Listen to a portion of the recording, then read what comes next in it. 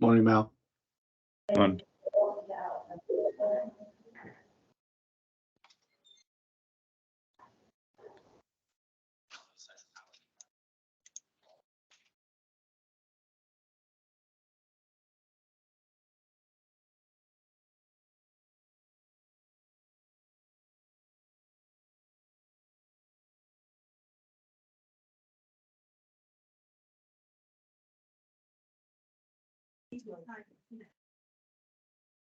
Morning, everyone.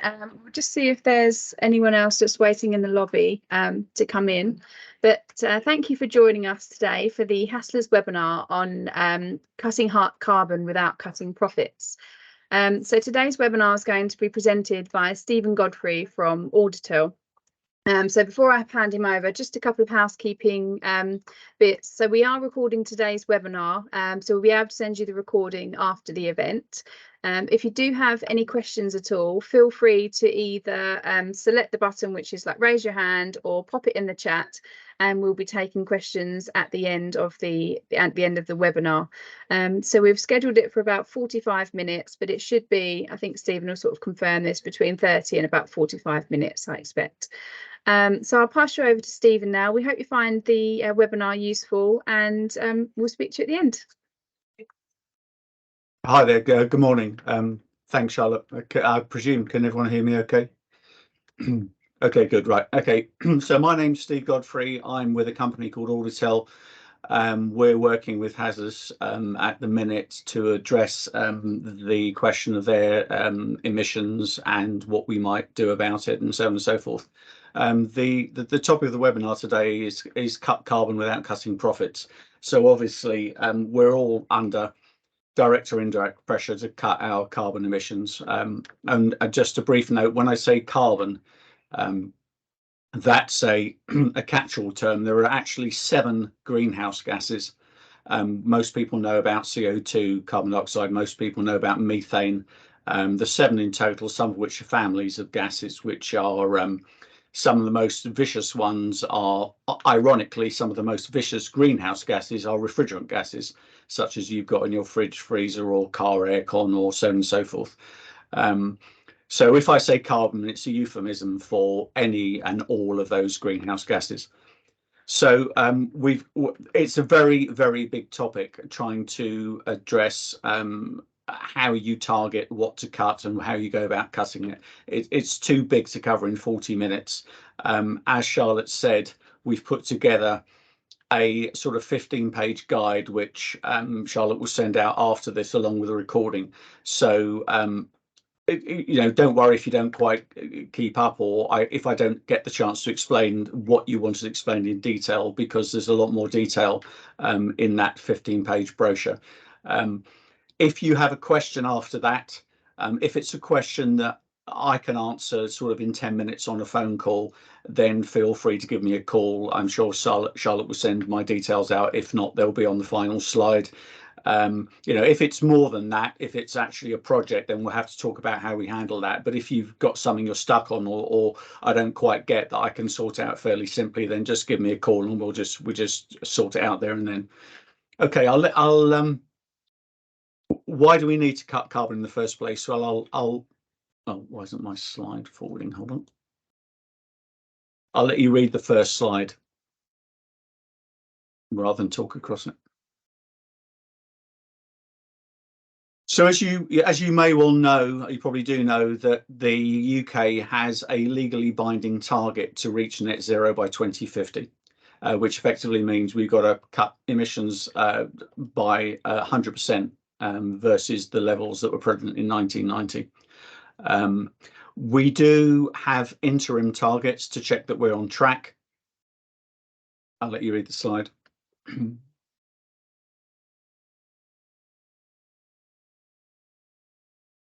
So the target, interim target by 2030, which seems a long way off and actually isn't that far off, is 68%. So 78% by 2035 and 100% by 2050. Now, you may or may not have read the report this morning by the Climate Change Committee that said we're lagging quite a way behind delivering that. So the smart money on is on, as we lag further behind, it is highly likely that the government will enforce more and more constraints about carbon reporting and carbon reduction. They'll get nastier about it, and it'll apply to progressively smaller and smaller companies. So at the moment, there is a whole raft of carbon reporting obligations. They generally kick in when an organisation has 250 or more employees. That's not the only parameter, but that's one of the parameters and where it starts. So at the moment, it applies mainly to the legal obligation applies to companies that have certain turnovers, certain headcounts, and certain balance sheets. But a good wet finger in the air indicator is 250 or more employees. So there's three main reasons why organisations get involved in recording, reporting and managing down their carbon emissions. The first is, as I've just said, it's a legally binding obligation and you'll get fined if you don't. As I say, that generally applies to larger companies. Although, for example, we have clients that are private schools. They don't meet the turnover figures, but they meet the headcount parameters. So some of them, unfortunately, get included in for some of the reporting purely based on headcount. So that's the first reason, because you have to by law. The second reason we're seeing a lot more of is because it's a commercial necessity. So one of my colleagues has a client who makes packaging for one of the very large supermarkets, a PLC. So the PLC has to report their carbon emissions, and all the goods and services they buy in form part of what's called their scope 3 carbon emissions. So although the packaging manufacturer doesn't themselves have to report, their biggest and by far best customer is demanding carbon related data from them because they have to report it as part of their supply chain reporting. So they are obliged to report out of necessity. The third category is generally organisations that just want to do the right thing. And that's why Haslers have engaged Auditel, because Haslers, as things stand at the minute, do not have a regulatory obligation to report, but they want to run their business in a sustainable way as possible, and with the minimum impact on the environment, which is very laudable. And also Haslers have a number of, well, many clients, some of whom might be on this call today, who either are or will be obliged to report or wish to report. And so Haslers obviously want to handle their questions and give them advice from a position of knowledge. So they're going through the process themselves so that they can speak firsthand. So that's the three main reasons why you might want to get involved in measuring your carbon, reporting it or reducing it, or all three. So the title of this webinar: how can you cut your carbon emissions in a cost-effective way? So this is more an approach, and then I'll come down to two worked examples at the end. I'm going to tackle the approach backwards. The reason why I'm doing it that way is if you do it from the beginning to the end, people don't understand the early steps and the importance of them. So I'm going to start 3/4 of the way through and work my way backwards. And as from the target, the name of the webinar, you would expect, what we're looking to do is identify which emission sources you have that, if you tackle them, will give you the biggest bang for your bucks. So effectively, those emission sources which we can tackle in a cost-effective way, which won't cost you more money and might actually save you money, and will reduce your carbon. And please bear in mind that if it is your intention to go forward into declaring yourself carbon neutral, which is the goal for lots of organisations, you have a further expense. So for those that don't know, if you want to be carbon neutral, and you can be carbon neutral as an entity or as a product, or you even see, carbon neutral festivals and things like that, events. What it means is, it doesn't mean that you don't emit any carbon as a result of doing that activity. What it means is you effectively quantify what you've emitted, and you pay someone to clear up the mess. So the easiest example to give is planting trees in the Amazon. So you run a pop festival, you work out what emissions will result from that, how many tons of CO2 that is, and then you pay an organization to plant trees in the Amazon to the extent that they will suck out of the atmosphere every year an equivalent amount of carbon to that you've emitted. So those offsets, as they're called, aren't cheap. So you could potentially get three savings. You could get savings on, let's say you reduce your electricity consumption, you could get a saving on the electricity bill, you could get the reduction in your carbon emissions, and if you're moving on to be carbon neutral, you would get a corresponding emission reduction in the number of carbon offsets that you have to buy. And obviously you get the bragging rights, because you can say to your clients that we've reduced carbon emissions by X amount this year, which is obviously very good PR, and is something very much that the younger audience look for. You may not, or may not have read that a bunch of teenagers, they go down to the age of 5 up to the age of about 17, are suing the state of Montana in America over not fulfilling their environmental obligations. So the young purchasers are very aware of this, and they're not remotely afraid to call out organizations. So this is becoming even more important. It's becoming pivotal, in fact. So that's where we want to get to. We want to target the emission sources, the first ones to tackle. We want to triage and have a hit list and tackle them in an intelligent, cost-effective order. So how do we work out which ones we should be targeting? How do we work out the order in which we're going to do it? What we need to do is draw up what's called a carbon footprint report.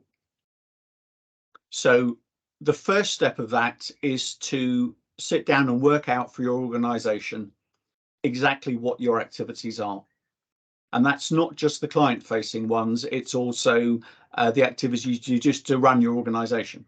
Yeah. So for example, that might be finding out from your employees how they get to work, because that's part of your carbon footprint. So we probably do an anonymous employee survey to work out what mode of transport, how many days they work at home, so on and so forth. And then we would, from that, we now know what activities you undertake. And then from that, we would then do some brainstorming to work out what the likely emission sources are resulting from those activities.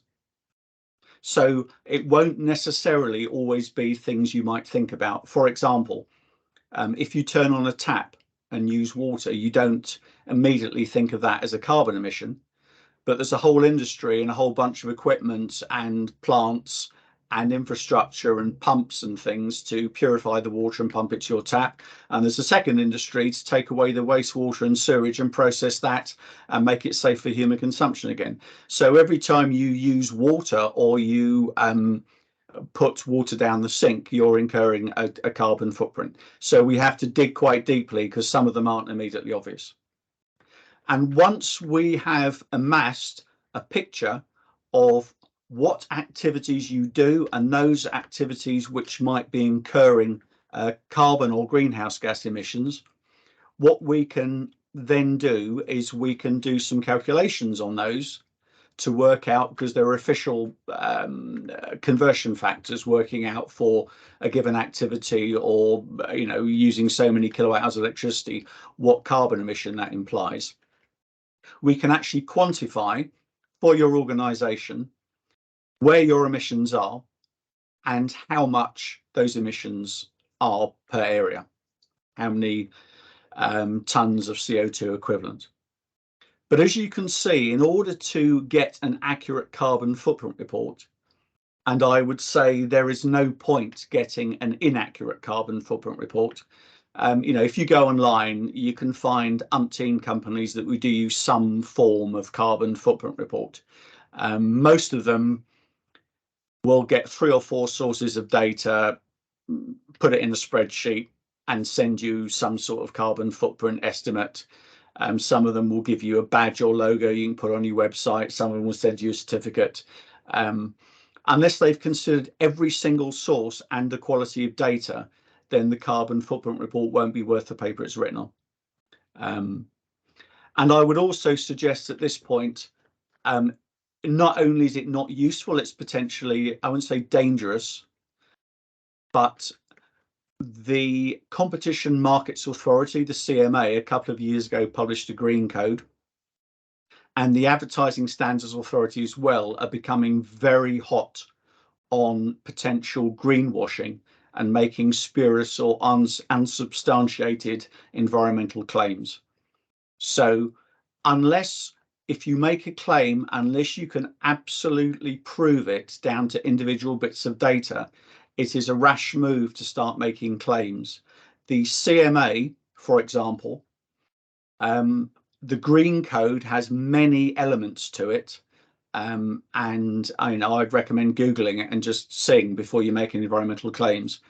They have the power to fine you 4% of global turnover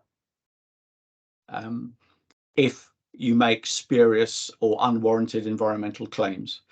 And they don't have to take you to court as a civil action. They have the power vested in themselves to apply the fine. So they're judge, jury, and executioner, and 4%, up to 4% of global turnover, I think, is not to be sneezed at. So it's something that has to be done, I think, well or not at all. So if we're going to compile an accurate carbon footprint report from which we can target what areas we're going to look at, we need accurate source data. Because if you put rubbish in, you'll get rubbish out. So that picture is an old style gas meter. So generally, organisations for things like gas and electricity consumption have fairly good data. It can get shaky if they've had estimated readings for a long period of time. That's not appropriate data for a carbon footprint report. You can't just wing it and have a vague stab. You have to know. And so this is very important. This is where it all starts. So when most organizations, when you start saying this to them, they grumble. So this is why I've tackled it in reverse order to show why this is important. So for example, let's take employee grey fleet. Let's say an employee goes on company business in their own vehicle, submits an expense claim for 10 miles, 45 pence a mile, you give them back £4.50, everybody's happy. That's all very well, but you probably don't record what vehicle it was. Was it a battery powered, as a Tesla? Was it a diesel? What was the engine size, and so forth? And that obviously makes a big difference to the resulting emissions from that 10-mile journey. If it was in a Tesla, the tailpipe emissions are nothing. If it was in a great big 5-litre turbo diesel, then the emissions will be considerable. And we need that type of data to give you an accurate carbon footprint. So our initial discussion with most companies is, when we've worked out what the likely emission sources are, what data are they currently recording, and what data will they need to have in order to accurately work out where their true emissions lie, and therefore we can target with a degree of surety which ones we have to tackle first. And particularly if we're going to start telling the outside world about what our footprint is or how much we've reduced it. So that's very important to have the discussion. And I would say on a further point, it's a bit like fire extinguishers. If you can smell smoke, it's too late to start worrying about buying a fire extinguisher. You buy a fire extinguisher before you know you need one, in the hope you don't need it, but you have to have it there.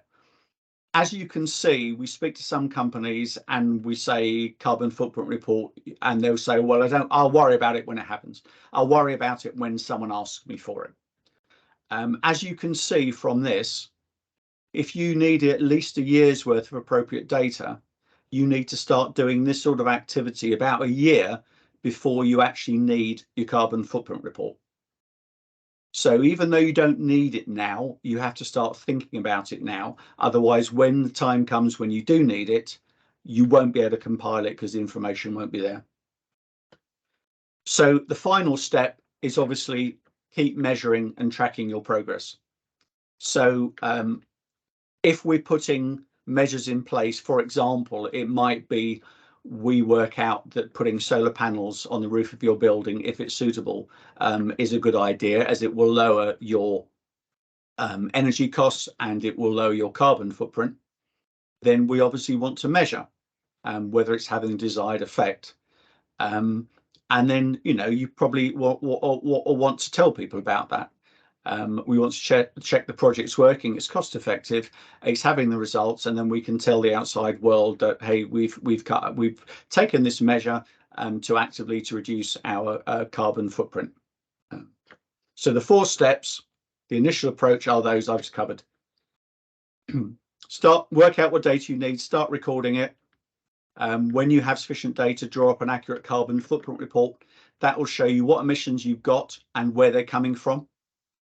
And then we can look cost benefit analysis of which emission sources we tackle first. There might be some very big emission sources that we'd love to tackle, but not at the moment, or there isn't a way of doing it differently, or so on and so forth. But at least we'll know and we'll make a decision from a position of knowledge. And then when we put those measures in place, we can track the results to make sure we're on course and the desired effect is being presented. So that's the basic methodology. Now, there's obviously lots and lots of carbon reduction projects that we could do. I've mentioned solar panels, for example. As an aside, as a rule of thumb, when energy prices, I don't know how up to date you all are on what energy should cost per kilowatt hour, but a couple of years ago, electricity was about 15, 16, 17 pence per kilowatt hour. And then, as I'm sure you know, last summer and autumn, it went berserk. It went up in some cases. I saw it as high as £2 a kilowatt hour, which is enough to bankrupt most businesses, in a week. It then came down to 60 pence. It's now down to 30 something pence. So as a very broad rule of thumb, back a couple of years ago when electricity was, say, 16 pence a kilowatt hour, the break-even horizon for a normal solar array was something like 7 years. So after 7 years, it was starting to make you money. And seeing as the life of panels is now probably 25 years, 25 years, that's obviously a good payback. So when electricity now is 35 pence a kilowatt hour, you can make your own assumptions about what the payback period is. So things like solar panels and whatever are becoming incredibly popular. That's one of the potential ports of call that might be an obvious carbon reduction, provided that you have the use of your building. You maybe own the building, or there's no reason, or the roof's strong enough to take them.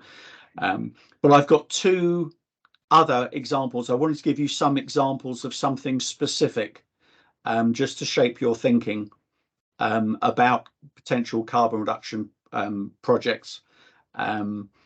More obviously covered in the brochure that Charlotte's going to send out to you after this, but I tried to pick 2 that will affect most people.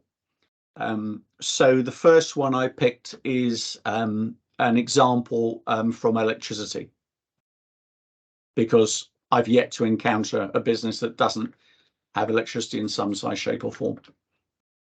So if you look at your electricity bill, either at home or in the workplace, if that's something you get involved in, you'll see a box. It may not have a board around it, but it looks something like this. And that's called the MPAN. It's called the Meter Point Administration Number, MPAN for short. And this is all the details about your particular electricity supply. So the number on the bottom, which has got 13 digits broken up into 4 chunks, that is the unique number that identifies your particular electricity supply.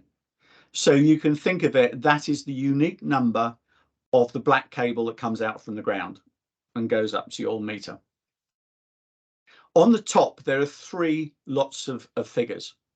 Now, they all tell us something about the supply, but not for today. The ones I'm going to talk about are the ones I've highlighted in green. So that tells us what category of electricity supply you have. And there are 5 different categories. If that says 01, it is a domestic supply that has the same tariff all day and all night. If it says 02, it's a domestic tariff that has more than one rate. So generally it's economy 7. So generally you'll have one electricity rate in the day and a cheaper one at night. Now, just as an aside, well, I'll cover the other 2 days. So if it says 03, it's a light commercial single tariff, the same, the commercial equivalent as 01 domestic. And if it says 04, it's effectively economy 7 for a light commercial. So it's a light commercial premises that has more than one tariff. So one of the first things I would look at is that and say, is that appropriate for our needs? So energy companies aren't daft. If they give you cheaper rate electricity at night, there's a quid pro quo. So let's say the single rate tariff would be something like 40 pence. If they give you a cheap night rate, let's say it's 30 pence, they don't do that for nothing. They will load an extra little bit on your daytime tariff. So what sometimes you encounter is a client who has an 04 tariff, so they have like a day and night. But for example, they're a factory and they work 8 till 4 and they shut the doors and go home. So they're not using very much electricity at night at all. So having a cheaper tariff at night is of no use to them whatsoever. Yet during the day, when most of their consumption occurs, they're paying a premium for the benefit of having a cheaper night rate that they never use. So this is something we would look at fairly soon with most new customers. For example, if you're a hospitality business, a lot of your consumption will be done, and bear in mind, daytime consumption in the UK is up to midnight. So night is only midnight till 7 a.m. So unless you're a trendy nightclub in the West End and you don't open till 1 a.m., if you're a hotel or not so much hotel, more a restaurant or a pub or something, most of your consumption is pre-midnight. So for them, a 3-rate tariff that has a special rate for evenings and weekends when most of their consumption is will be more appropriate. So one of the first things I would look at is the tariff structure. If it's business 03 or 04, is that appropriate for our needs and our working pattern? But the example we've got here is 00, and this is a larger commercial supply. And what this means is the authorities think this supply is of sufficient size, and I'm not talking about massive supplies, although some of them are, that we need to know not just how much electricity is being used, but when it's being used throughout the day. So if you see 00, you have a half-hourly metered supply. And what this means is your energy supplier will take a meter reading every half an hour. So at midnight, they'll take a meter reading. At half midnight, they'll take a meter reading. At 1 a.m., they take a meter reading. So every day you have 48 meter readings. Now, this is very useful information. It's called half-hourly data. And if you ask your energy supply, they have to give it to you. And we can actually look at this data because it's very interesting. It tells us not just how much you're using, but when you're using it. And we can compare that to what we'd expect and see if it aligns with our expectations or if there are aberrations that we then need to explain. So here is a real life example. I want to give you a real proper example of how we use this. This is the energy consumption graph for a customer of mine who had bought a very large, very expensive laser cutter. They bend and shape metal, and this thing will cut through 1/4-inch sheet steel quite easily. And it obviously uses a lot of electricity, but they When they'd installed it for a while, they thought it was using a lot more electricity, or they thought their energy bill had gone up a lot more than they're expecting. So they asked me to investigate. So I got hold of their half-hourly data and I used it to plot this graph. Now, all the wiggly coloured lines on there are different colour lines for different days of the week. You probably won't be able to see the or the legend to know which is which, but you can pretty much see. And on the bottom, the graph starts at midnight and goes through to midnight. So you can see in the middle of the working day, you can see when they all come in and switch machinery on. You can even see the dips where there's tea breaks or lunch breaks, and then you can see at the end of the day, about 5 o'clock, everything gets switched off and they go home. You can see the line in the middle, which is sort of a dirty orange. That's Saturday. So you can see that some of the staff, not all of the staff, come in and work a Saturday morning. Then about, if you can see the figures are not too small, about 1 o'clock they switch off and go home. So you can tell they work Saturday mornings, but not all of them. And you can see just above the x-axis, you can see a pale blue line, which is Sunday. So you can see nothing much happens on Sunday. So we can look at this and see, is that in line with what we expect to happen? Now, what I want to draw your attention to is the hump, which is there between the two red arrows. So if you look at, which again, you probably can't see, about 3:30 in the morning, something is switching on, something that uses quite a lot of electricity. In fact, it uses about half what the whole firm use, because it's about half the height of the peak of the graph.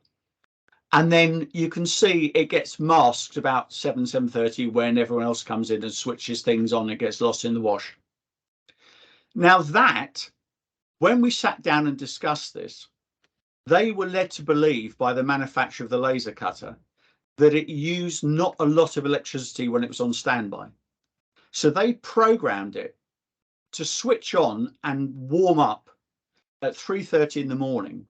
So they were absolutely sure that when its operator came in hours later, it was all warmed up and prepped and ready to go, based on the assumption that when it was sitting there on standby, it wasn't using much electricity at all. A point of fact, as you can see from the graph, when it was sitting on standby, it used about 2/3 of the electricity actually used when it was cutting. So this was costing them thousands of pounds a year unnecessarily to keep a piece of machinery sitting there doing nothing for no good reason.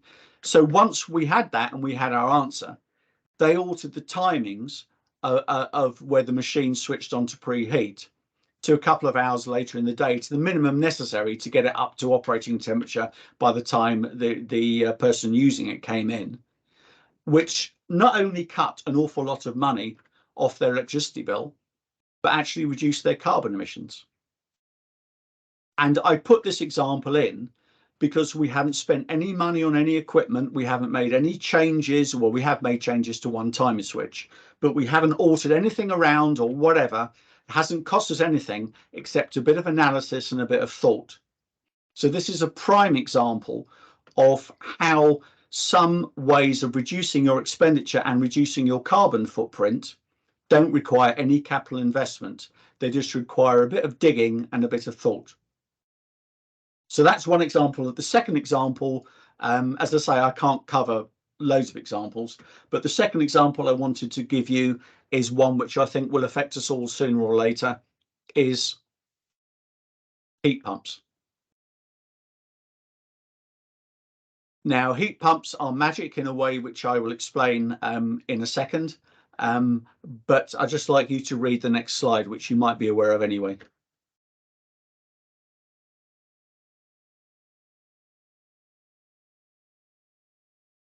So you probably already knew that after 2025,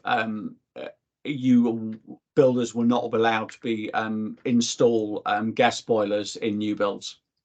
So they'll have to be run by things like heat pumps or whatever. There's also been a very strong uptick in the orders for commercial size heat pumps. So I don't think it will. The reason I'm talking about it is we're mainly all here for business reasons, but it's not just going to affect the domestic market. I think it's going to be big in the commercial sector. because it's an obvious way to save money and to decarbonise.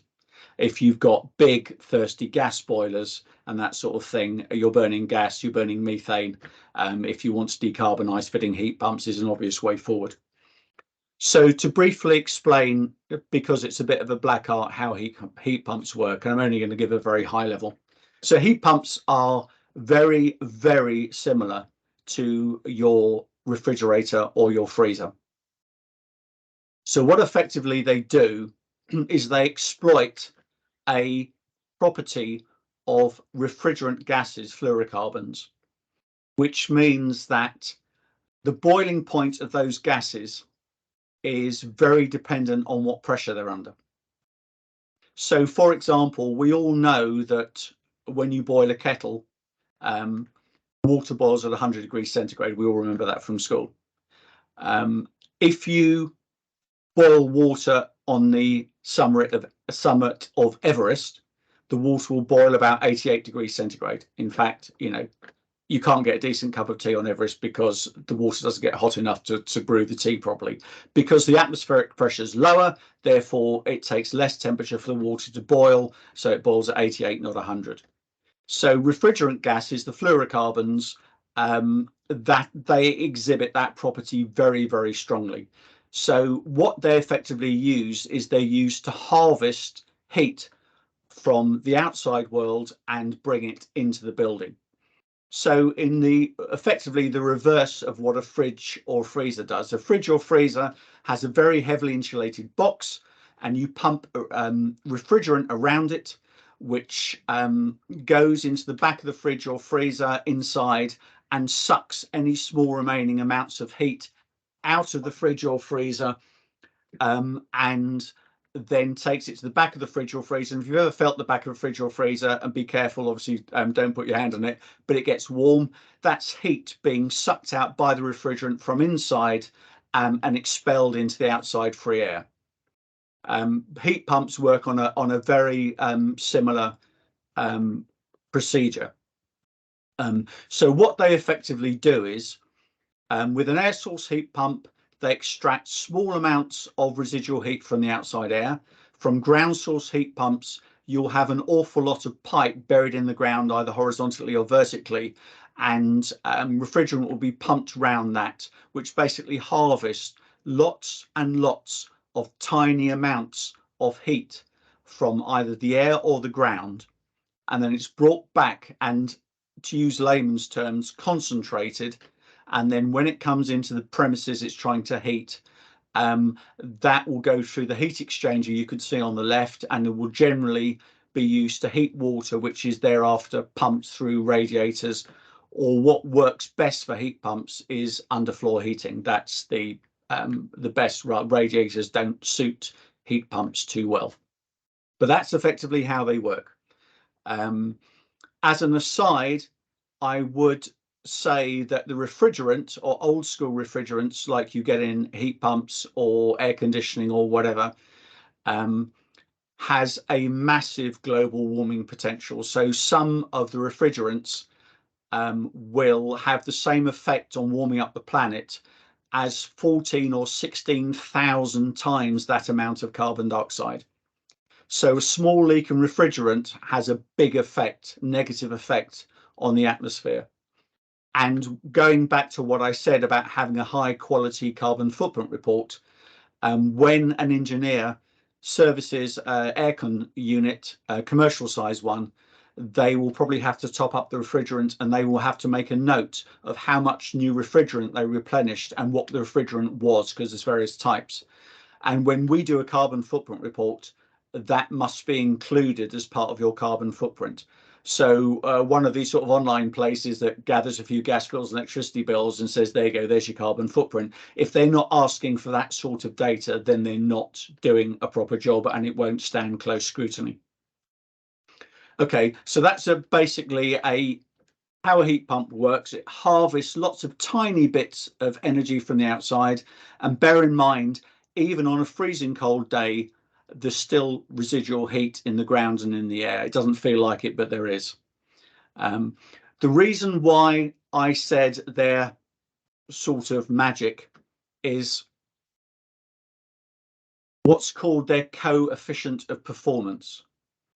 So as you probably saw from this diagram, I'll have to go back to it briefly. At the top, there's a compressor.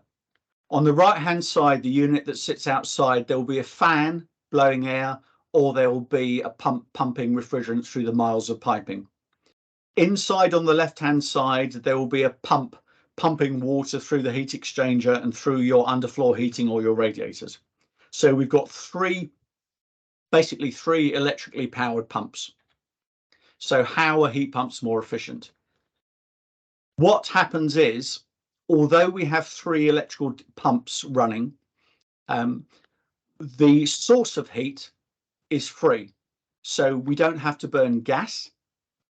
We're effectively stealing heat for free from the ground around us or the air around us.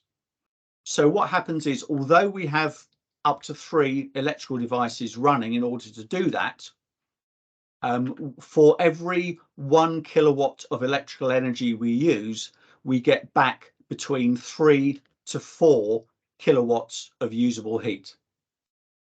So this is why heat pumps are so popular and such a good choice for decarbonising, because rather than burning lots and lots of methane, we effectively use 1 kilowatt of electricity to generate 3 or 4 kilowatts of heat.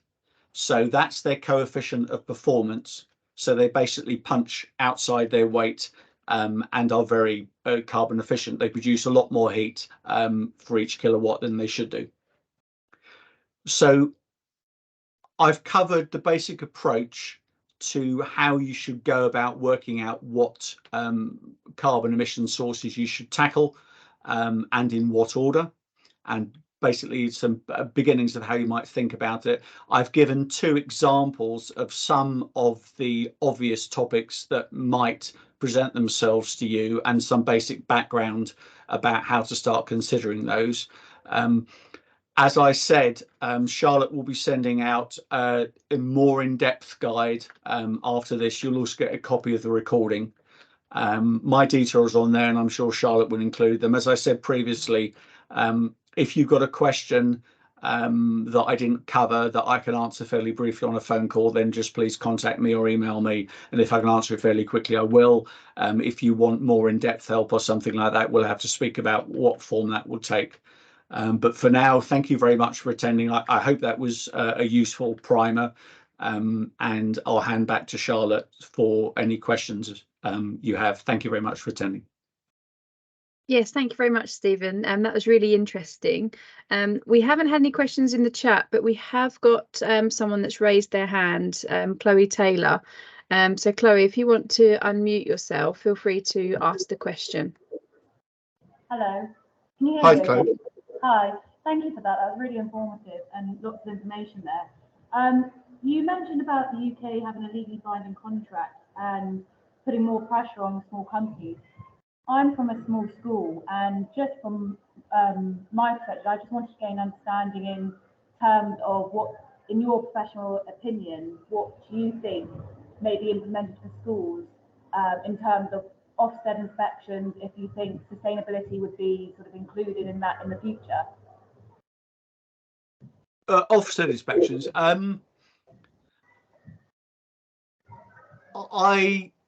The honest answer is I would expect so, but I know offset inspections have had a fairly rough time at the minute, so maybe they possibly will be treading gently for the next few years. I haven't seen any evidence of it yet, but I think it is quite possible. If I ask you a question, how many staff do your school have?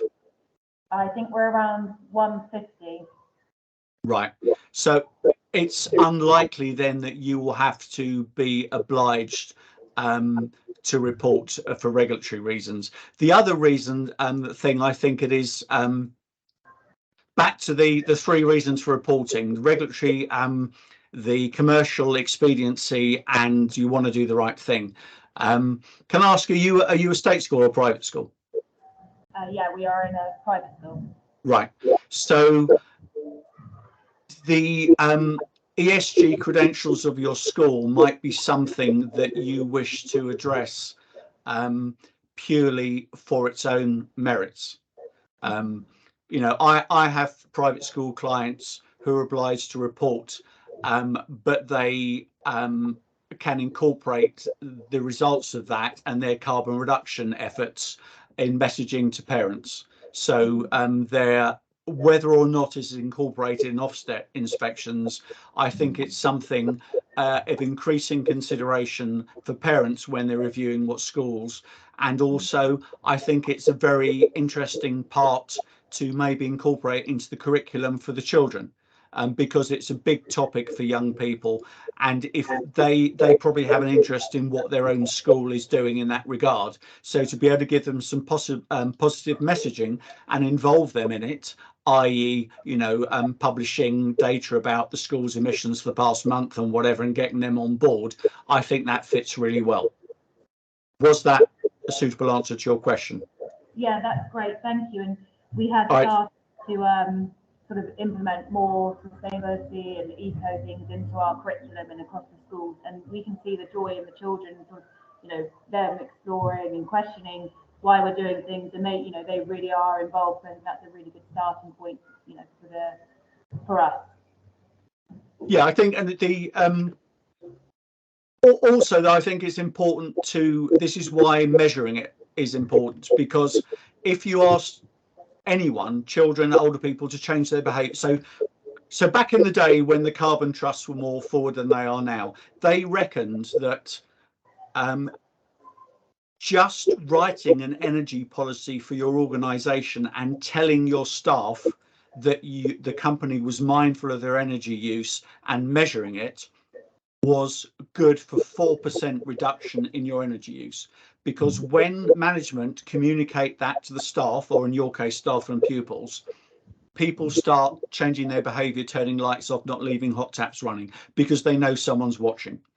I think it's important, if you're going to ask staff and children to get on board and change their behaviour, I think it's important to start measuring the results of that, so you can see what effect their behaviours had and give them some positive feedback. Otherwise, they'll be doing the right thing, but they won't be able to prove it's having the effect. That's great. Thank you so much. Thanks, Chloe. Thank you. Thank you for your question, Chloe. Now we also have Simon Locke with their hand up as well. So Simon, if you want to unmute yourself. Hello. How many times you say unmute? Stephen, really interesting 45 minutes, and thanks for your time on that one. I work for a bank, and I work across housing associations, larger independent schools, and property investors and developers. The one question that tends to get asked is, there is no sort of silver bullet, but what is the first step that we should take? What's a relatively cost efficient step to take? Now, the one that's been talked previously is around LED lighting and intelligent lighting. Okay, but have you got any thoughts on what's the first initial cost efficient step? LED lighting. Okay, so if you have what's called T5, is your lighting mainly, I suppose it varies because you've got quite a big estate there. Would you say it's mainly relatively recent fluorescent lighting? I'd say certainly the larger ones, no. And ironically, one of them's made a business out of selling on fluorescent lightings as they've gone through and replaced it, which I thought was quite entrepreneurial. But no, they're I would say aged lighting as opposed to being new, the bulk. Sorry, what type of lighting? It could be anything, fluorescent, standard light bulbs, certainly not LED lighting. Right, so standard old school GLS incandescent light bulbs is a no-brainer because it's a straightforward retrofit for LED equivalents. Okay. So that's an absolute no-brainer. With fluorescent tubes, if it's an old school, the larger diameter tubes, controlled by, getting a bit technical here, but manual ballast, so basically a big wire wound ballast, then that's equally a no-brainer. If they're modern T5 tubes with electronic ballast, which are far more efficient, then it becomes slightly marginal in terms of it's not so obviously an LED retrofit.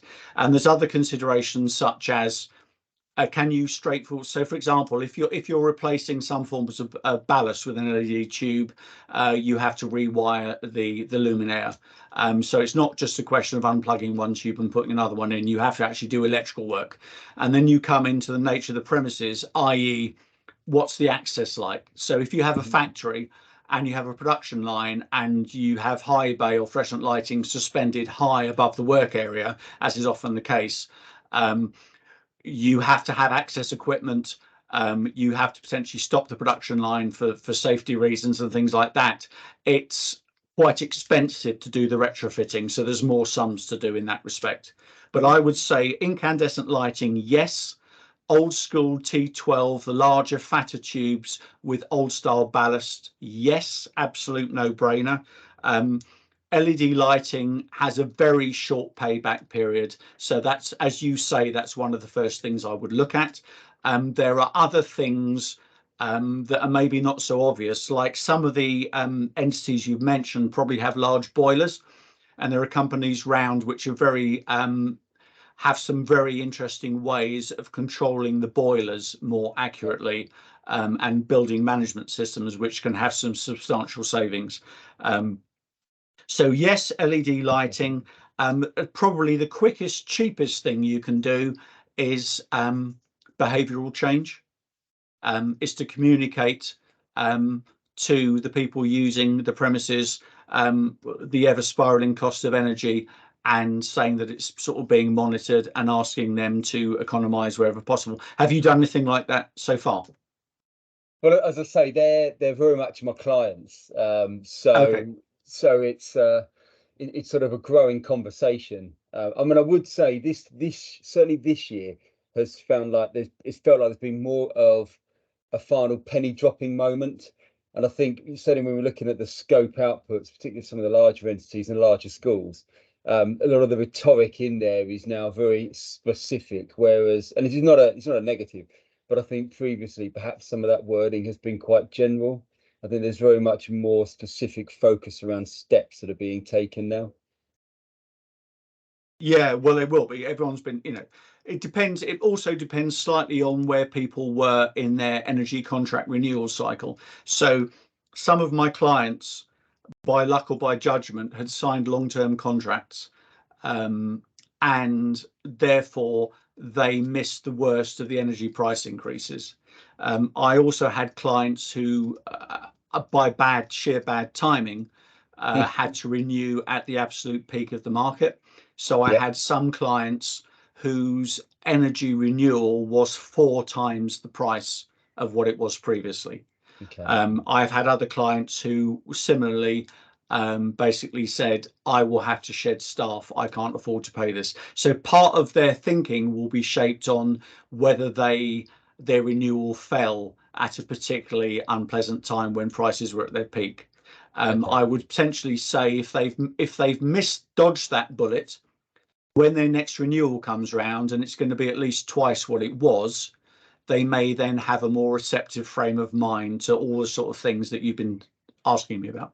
Okay, that's really interesting. Thank you. Was that a suitable answer, or was that? No, it was. No. It absolutely was. Say very interesting. You're interested. Yeah, but LED is a very obvious candidate because it's fairly. If it's a straightforward swap, it's not expensive. Doesn't require any special equipment or training, doesn't require massive capital investment, and it starts paying dividends immediately. So yes, I think you're right. That is one of the early things we would visit. Yes. Perfect. Stephen, thank you. Thanks, Simon. Thank you to both of you for your questions. Does anyone else have anything they'd like to ask on here before we sort of come to a close? If you don't, as I say, you can probably still see my contact details or contact me via Charlotte or whatever. And as I say, if it's a fairly straightforward thing, I'll just give you an answer. And well, thank you everyone for attending. Thanks again, Stephen. It was really informative. And as I say, we'll send round the pack and the recording of this as well for you to revert back to. So hope you all have a lovely day. Thank you all for attending. Thank you very much. Bye bye. Take care. Yes, Thanks, thank you. Stephen. Thank you.